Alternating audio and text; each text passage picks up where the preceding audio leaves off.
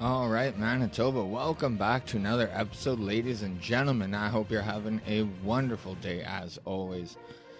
Like always, Manitoba, like, share, subscribe, do all that good stuff that helps out the show, especially sharing. That really does help. I apologize about the missed start earlier. Like always, there's always some sort of technical glitch, but I couldn't get my microphone to work, so it took a couple minutes, but I figured out the problem, so all is good. So like I said, Manitoba, the big ask would be go to Rumble and follow me on Rumble because I'm just fighting the inevitable banning on Facebook that's going to come at some point. All right, Manitoba. So one thing I have learned on my 41 years on this earth is no matter what, no matter who we elect, NDP, Liberals, it doesn't matter. Every single time Manitoba loses. Every time. I would include Liberal in that list too, but thank God in Manitoba they only have one seat, so they're not much to even consider. But it does not matter who we elect in this province. And the worst part is about losing is there is zero accountability. Like none. And what are we honestly supposed to do, Manitoba? Wait 4 years until the next election and then vote in the opposition, and then the opposition literally does the same thing. It's literally like they switched the script. Like when the NDP is in the opposition position, they'll complain about how the PCs aren't doing things, and then the NDP gets in power, and then they do not do those things. Like the biggest one that comes to mind would be shutting down the surgical task force. We elect the NDP, sure, I guess. But the NDP comes in and they come out and say, this is costing too much. Like, sure, okay. And then they say they want to invest the money in Manitoba. Sure, okay. But what's the plan then? Instead of just coming with a wrecking ball and canceling all of the PC's mandates that were in place, at least have a backup plan before you're going to do that. But Manitoba, they literally have nothing in play. I'm just going to show you a brief video clip of what I'm talking about. Thank you, Honourable Speaker. One of the first things the NDP did when they took office was eliminate out-of-province surgery options for Manitobans. They did this without first doing anything to increase surgical capacity here in Manitoba. Yeah. A recent Ipsos poll shows that 42% of Canadians are so frustrated with wait times that they are willing to pay out of pocket to receive care faster somewhere else. Just a few months ago, if you were waiting for surgery and able to travel, you could get your surgery months sooner, and it was covered by Manitoba Health. Now, under the NDP, you're stuck waiting for surgery under a government with no plan to address surgical wait times, or you're forced to pay tens of thousands of dollars out of pocket just to get timely care. Yeah. When can Manitoba patients expect a plan from the NDP to address surgical wait times? Member's time has expired.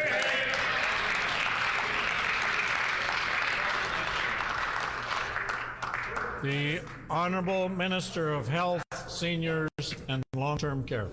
Thank you, Honourable Speaker. The member's opposite question really puts on display a fundamental difference between our government and that side of the House. And that difference is that our government believes in Manitobans. We believe in investing in Manitoba. We believe that capacity here at home and people getting care at the bedside in their own province is and should be a priority. And you know what, Honourable Speaker? Manitobans agree, and they made that decision very, very evident on Election Day. So at the same time, Manitoba NDP will complain about the opposite from 3 months ago. PCs do the same thing. And this is like pull your hair out frustrating, Manitoba. When the PCs complain about the temporary tax relief on fuel, this is something the PCs could have done in their 7 years of office. And then they have the nerve to complain to the NDP that it's only temporary. Like, don't get me wrong, I agree it shouldn't only be temporary. But why the F didn't you guys do that when you guys were in power? You guys had 7 years to do this.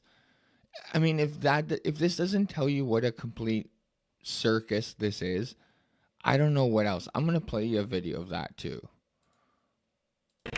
Honourable Speaker, when this Minister of Finance proposed his gas tax holiday, he made promises that the savings would make their way to Manitobans. And the Premier even threatened local grocery stores to lower their prices. He threw out numbers like $250 over 6 months would be saved. But unfortunately for him and the entire NDP government, facts matter, and these facts disagree with them. Prices shot right back up in 2 weeks. This Minister and Premier promised that savings would find their way to Manitobans. So ask him a simple question: where are these savings? The Honourable Minister of Finance. Thank you, Honourable Speaker. You know, for many years, 7 years in a row, in fact, Manitobans had a government that wasn't concerned about the affordability challenges that they were facing. You know, seniors, folks across this province struggled with higher costs of living. Finally, our government came in and we brought them relief. We brought a fuel tax holiday that now has us having the lowest fuel cost in the entire country. Cheaper than Alberta. Amazing. Wow. More questions like this. We got more work to do, Honourable Speaker. We're going to be doing that work. We look forward to bringing forward more good news with our budget in April. Here's one more video, Manitoba. Supplementary question. Honourable Speaker, this minister wants to talk about gas prices. Well, I table this chart here for him to read since he can't read numbers. Gas is actually more expensive today in Manitoba than it was on January 1st. Maybe he can read that. Data shows that the price was only in effect for 2 weeks. This holiday was clearly not designed to help Manitobans, but rather a talking point from an overpromised $3 billion campaign.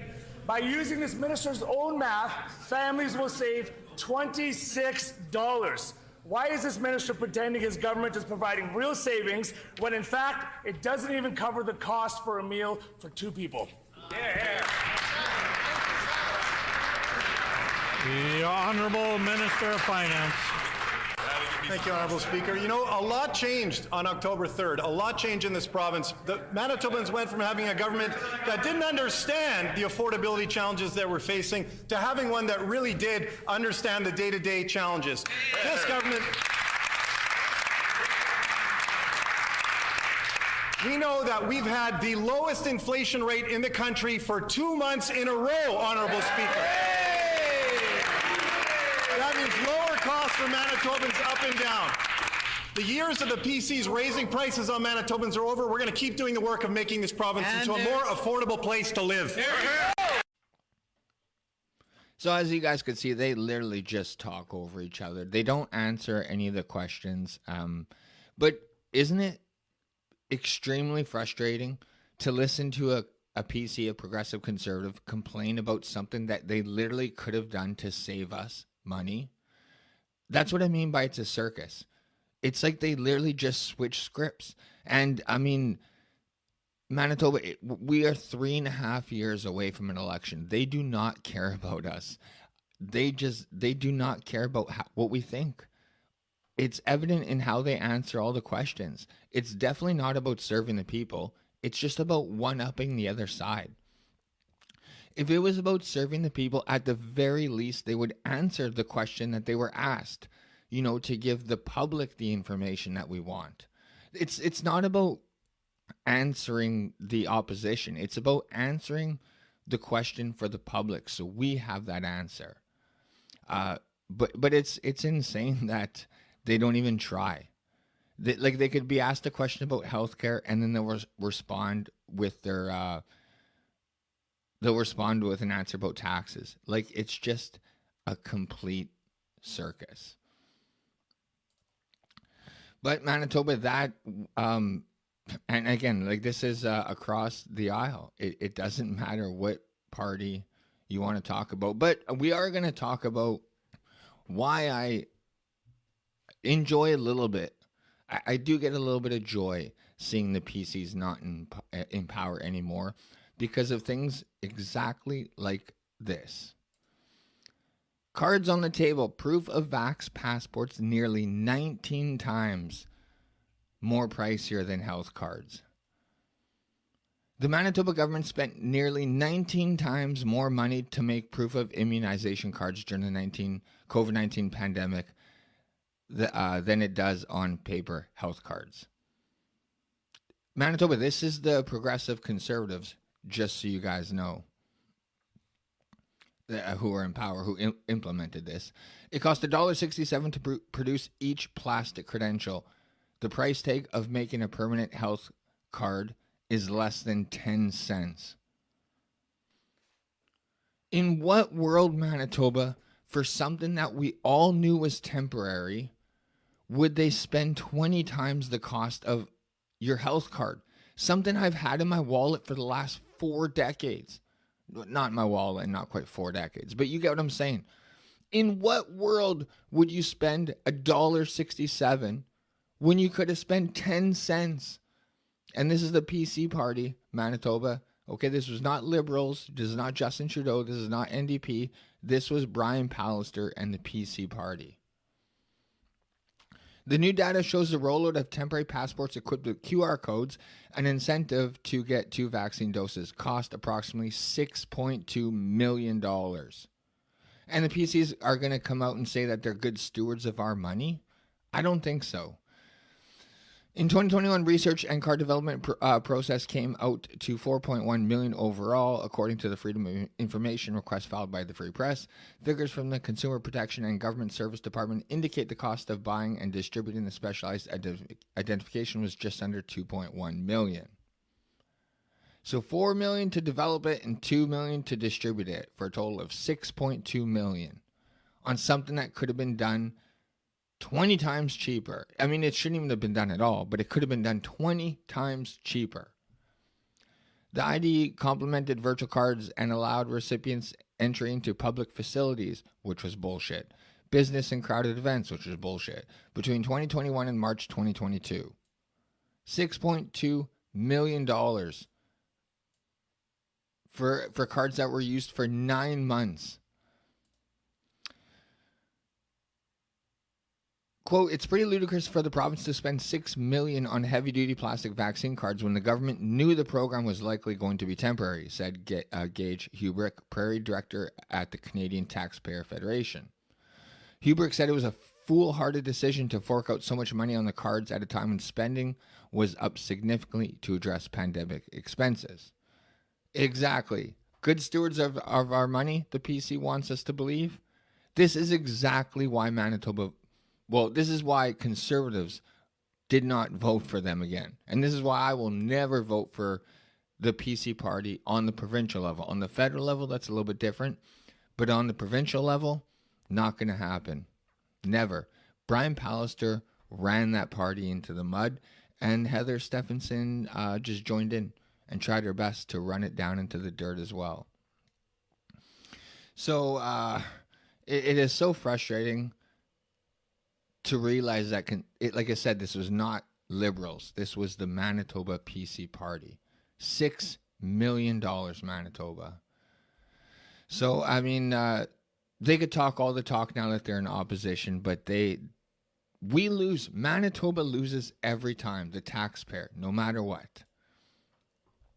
Report calls on province to build 10,000 social housing units.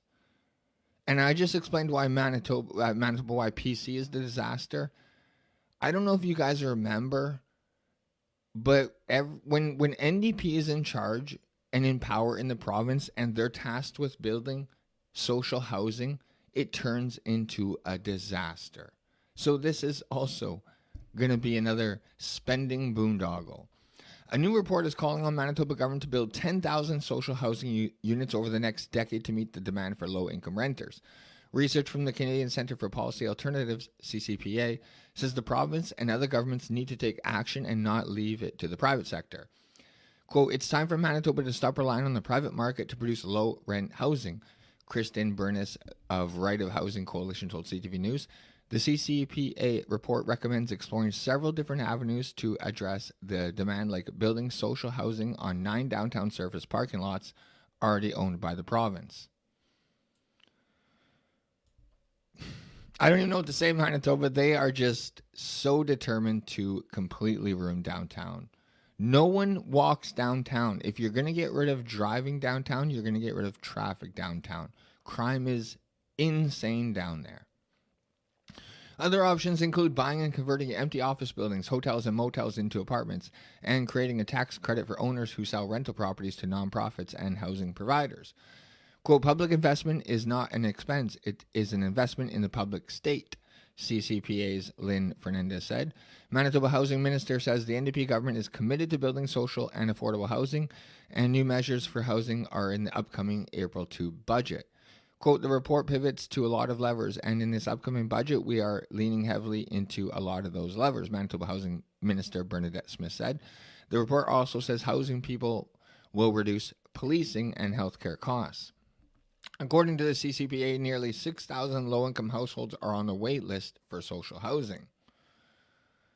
So, Manitoba, do you guys remember this? This is what happens when NDP builds social housing in Manitoba. This is an old article, but I just want to refresh your memory. Inner city Winnipeg housing complex sits vacant, up for sale, only 12 years after it was built. Do you guys remember this disaster? I did some electrical work in here, and Manitoba, I'm telling you firsthand, when you're inside these suites, it's like you just shake your head and you're like, why in the would they design something like this? Literally, Manitoba, you could not even eat. Like, eating, where you cooked were on different floors. Like, the dining room and the kitchen weren't even on the same floor. Some of these suites were so poorly designed. But that's what happened. This is what happens when we have the NDP in charge.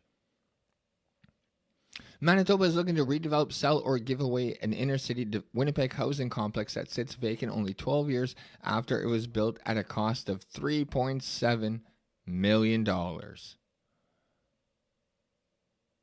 The property has been vacant and fenced off back in 2021. And this is a current article, March 6. Residents are losing hope because this is something that the NDP keeps talking about they're going to take care of. But when? When? That's the question, right? When Manitoba Housing announced it was seeking proposals for the future of an abandoned inner-city housing complex, members of the Central Park community were hopeful about the future of Centre Village, which had become a hub for criminal activity since it has been shuttered. Now, 4 months after the latest deadline for the proposal to renovate or demolish 575 Balmoral Street, the hope has faded and residents want to know what the holdup is. So the deadline's passed and NDP just says more news is on the way. But Manitoba Housing owns Centre Village, a 25-unit apartment complex built to provide subsidized housing to newcomers, but practical issues with the ambitious design of the apartment units and safety concerns rendered the building unusable. It was boarded up in 2022, just 10 years after it opened. So the amount of money, remember, $3.7 million to build. Check this out. Manitoba Housing has offered to sell the property for $1, with priority given to Indigenous organizations and new construction projects.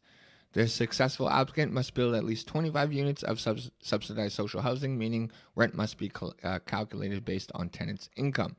The department has also put up $2.2 million in capital funding towards the project, following the 2019 field condition assessment that estimated repairs to the complex would cost about $1.8 million. So Manitoba, they spent $3 million to build it. And then they want to sell it for $1. They have people in there for 10 years only. Brand new building, $3.6 million to build, people in it for 10 years. Then you have it shuttered for like 3 years while it's costing taxpayer money to take care of it. And now we're going to sell it for $1 and put $2.2 more million into it. Oh, what a joke. So, like I said, this is across the aisle, Manitoba. The PCs are not good stewards of our money, and we already know that the NDP definitely is not. Like, this is not new at all. But Brandon's going to get theirs, that's for sure. This is, I find hilarious. New Brandon bylaw means city can fine people for failing to shovel sidewalks, but won't for now, so they say. Changes to Brandon's snow clearing bylaw are being put to the test this week after the city was hit by almost 30 centimeters of snow in recent days. Doug McCallum arrived home from Florida soon after the first major snowstorm of the season hit southwestern Manitoba on Sunday. On Tuesday, he got home to a driveway covered in knee-high snow drifts and began shoveling out the snow. There's a fair bit amount here, but most of Brandon doesn't look that bad, McCallum says. The stuff blew in pretty good. Under a recent amended City Brandon Community Standards bylaw, residents can now be fined up to $150 for failure to clear snow from any sidewalk adjacent to their property, including the public sidewalks. Snow clearing has always been required for residents and businesses, but the fines for failing to clear sidewalks are new, Brandon City Manager Ron Bowles said. McCallum said the bylaw change is a good idea. Do your part, McCallum said. I mean, it's not too much longer till spring. He does worry it could disproportionately impact people who can't physically move the snow on their own, but the city of Brandon says it runs a Snow Angels program that can match people who need help with a volunteer. Luis Ramirez spent the better part of 2 days shoveling out his and his girlfriend's home after the storm, which Environment Canada says dumped 22 to 29 centimeters of snow in Brandon.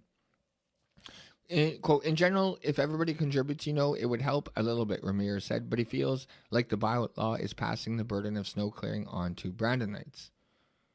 Well, yeah, it's your responsibility, Brandonites. I just find it funny at a time of government incompetence and mismanagement of spending our taxpayer money that they're going to come out and make sure that they get theirs. That Manitoba, the government never fails to get theirs. So what else is the government doing now that they're back in session, back in the spring session? This is how they're spending your hard-earned taxpayer dollars. This is how they're earning their $118,000 wage. Manitoba government introduces bill that would ensure gender neutral language is used in legislation. Like, is this really what we should be focusing on? In a time of so many families can barely put food on the table, barely pay rent, and the government of Manitoba is focused on gender neutral language. The Manitoba government is introducing amendments to the Statutes and Regulations Act and the Interpretation Act that would ensure gender neutral language is used in Manitoba's legislation, Justice Minister Matt Wiebe announced today. Removing gendered language is an important step toward ensuring equality and inclusivity for women, and the 2S LGBTQ plus community are reflected in legislation, said Wiebe. This is the first step in ensuring that Manitoba's laws and the services Manitobans receive reflect their identities and are inclusive of women, trans, and non-binary people. This bill also proposes a better process for making minor or administrative amendments to regulations, as well as changes to coming into force proclamation dates. Manitoba is really the language that non-inclusive that they got to spend time and money putting bills forward to changing. And this is not all. Manitoba government takes steps to protect Manitobans seeking reproductive health care. They make it sound good, but what does the Manitoba government hate? Protesters. They hate when you protest something that they put forward. And that's all it is, stopping protesters. The Manitoba government is introducing legislation that would establish protected access zones outside clinics and facilities that provide abortion services and at service providers' residences and offices. So there's going to be a 50-meter boundary in front of abortion clinics where you can protest. This is the kind of shit that they're wasting our money and their time when Manitoba, we are about to see like a 28% increase in our heating, I believe, come April from Justin Trudeau's carbon tax. Not only that, in June, the gas tax, the temporary gas tax goes away. So at a time, and we all complain about the groceries. So at a time when Manitobans are struggling to pay their bills, struggling to put food on the table, our government's wasting their time with gender-neutral language bills and bills about where you cannot protest. It is mind-blowing, because every article I talked about today just demonstrates how willy-nilly they are with our money, and they just do not give a fuck about you or your money, because elections are 4 years apart, and then it's like I said, they just switch the script. And not only that, these people are chosen from the same team. It's like we're picking politicians from the same team and saying, you go to PC, you go NDP, you go PC, you go NDP. They're the exact same fucking party. Same two-headed dragon. So Manitoba, that's why I harp day in and day out that we need to give Manitoba, the Keystone Party of Manitoba, an honest-to-God chance. Because this is what we get, Manitoba, from both sides of the aisle. I'm gonna play more videos from them in question period, just so you guys get an understanding of what a circus this is, and how they just do not care about the general public. But either way, Manitoba, it's been about a half hour, so I'm gonna try and stick to that format. Sorry about the false start, but I did get I figured out the technical difficulties. Manitoba Freethinker podcast on Rumble and Facebook and YouTube. MB Freethinker on TikTok and X. If you want to send me an email, Manitoba, you can send it to mbfreethinker@gmail.com. And like I said earlier, Manitoba, the big ask would be to follow me on Rumble. Like I said, because eventually I'm going to get banned off Facebook, because Facebook hates when you tell the truth. So if you could follow me on Rumble, that would be awesome. This is a live show Tuesday and Thursday, 9 p.m. So join me next Tuesday, Manitoba. I will be back. I go live sometimes on Saturday, so maybe I'll see you guys then. But either way, Manitoba, I love you guys so much, and thank you once again for tuning in. I'll see you guys next time. Bye.